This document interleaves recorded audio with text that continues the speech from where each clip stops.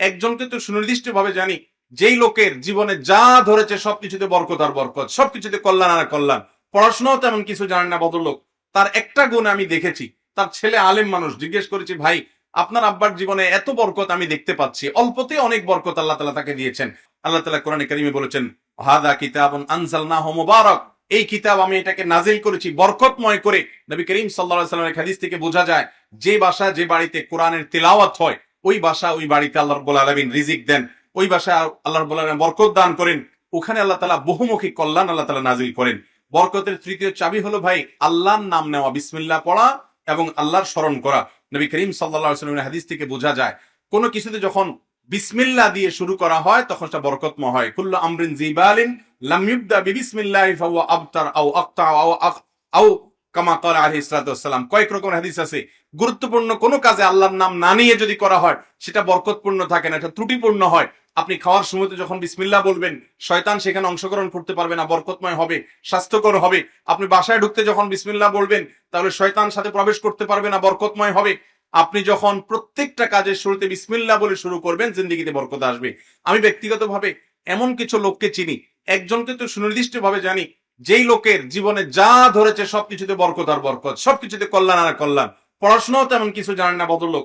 তার একটা গুণ আমি দেখেছি, তার ছেলে আলেম মানুষ, জিজ্ঞেস করেছি ভাই আপনার আব্বার জীবনে এত বরকত আমি দেখতে পাচ্ছি, অল্পতে অনেক বরকত আল্লাহ তাআলা তাকে দিয়েছেন, কিন্তু লোকটার বিশেষ কি আমল আছে? আপনি তো তার ছেলে, তো তার ছেলে আলেম মানুষ, আমার বন্ধু মানুষ, তিনি বললেন যে আব্বাকে আমরা জন্মের পর থেকে দেখেছি, এখনো দেখছি, বিসমিল্লাহ ছাড়া সে কিছু বুঝে না, প্রত্যেকটা কাজে বিসমিল্লাহ। খাবার খেতে প্রতি লোকমা বিসমিল্লাহ বলার দরকার নাই, কিন্তু তারপরে তিনি প্রত্যেক লোকমার আগে একবার বিসমিল্লাহ বলেন। আল্লাহর নাম নেওয়া ছাড়া কিছুই করেন না। বিসমিল্লাহতে এই পরিমাণ বরকত। আপনি দোকান খুলবেন বিসমিল্লাহ, ক্যাশে টাকা রাখবেন বিসমিল্লাহ, কাস্টমারকে দিবেন বিসমিল্লাহ, কাস্টমার থেকে নিবেন বিসমিল্লাহ, প্রতিবারে বিসমিল্লাহ, ইনশাআল্লাহ দেখবেন আপনার জীবনে বরকত আসবে।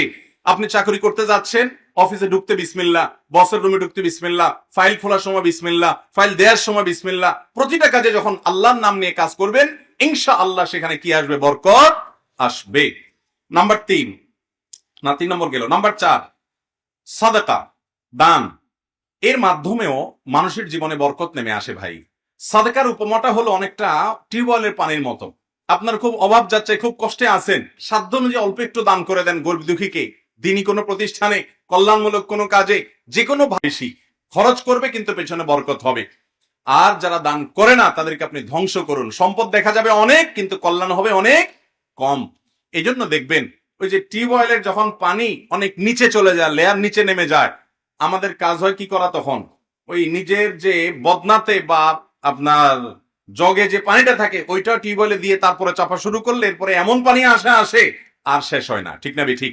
ঠিক তেমনি ভাবে বরকত লাভের আশায় আল্লাহ রাব্বুল আলামিনকে সন্তুষ্ট করার জন্য দান করতে হবে, কৃপণতা নয়, সাধ্য অনুযায়ী যতটুকু পারেন ততটুকু দান করবেন, জিন্দেগিতে বরকত আসবে ইনশাআল্লাহ।